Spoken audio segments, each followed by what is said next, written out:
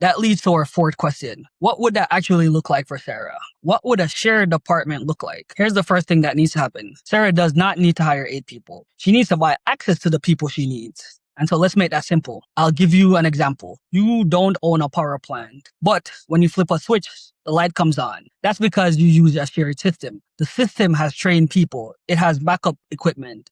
It has extra capacity and someone available when something breaks. Now, marketing isn't electricity, but the basic idea is simple. Sarah does not need to own every part of the system.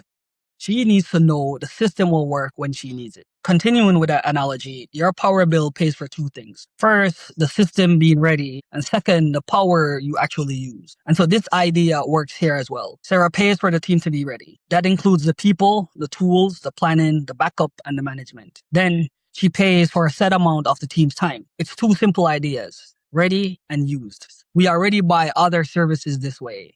A company can buy a share of a plane instead of owning the whole plane. It could use cloud computing instead of building its own data center. It could use an outside human resource company instead of hiring every type of human resource expert. Now, comparisons aren't perfect, but the reason is the same. Some skills are expensive and you need them.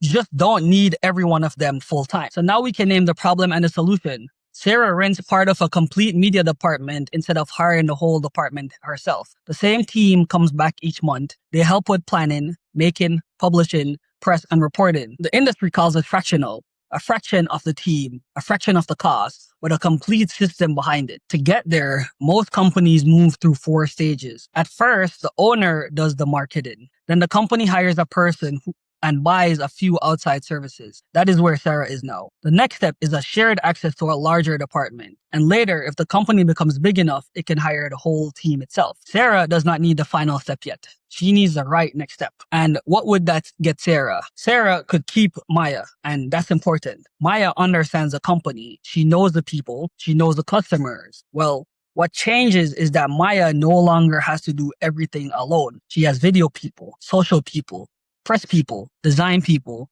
and someone helping manage the calendar. That means Maya moves from doing every job to leading the work. Now let's talk about what the bill pays for. The bill should be easy to understand. There is a one-time cost to get everything set up. There's a monthly cost to keep the team ready. There's a set amount of team time, say for Sarah. And if Sarah needs something extra, she sees the cost before she agrees. So there's no mystery, there's no surprise invoices, no promise that everything is somehow included forever. So if you're buying a fraction of a service, what is that share worth?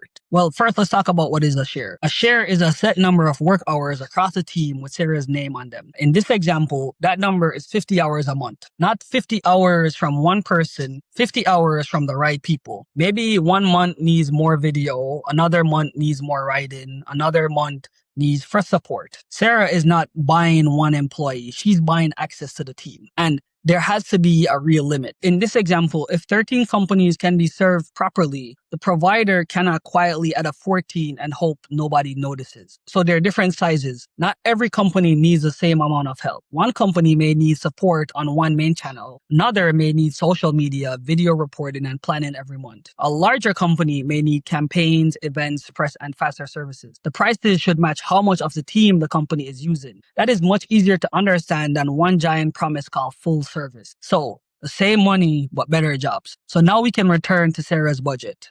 She's currently spending, let's say, $13,000 each month. On the right side of this slide, she spends the same amount. She still keeps Maya. She still has marketing support, but now the work is connected. Maya becomes the director instead of the person chasing every deadline. Outside costs are brought together. Specialists still sit behind her. And there's still money left to help people who actually see the work. So the budget does not move, but what the budget buys changes.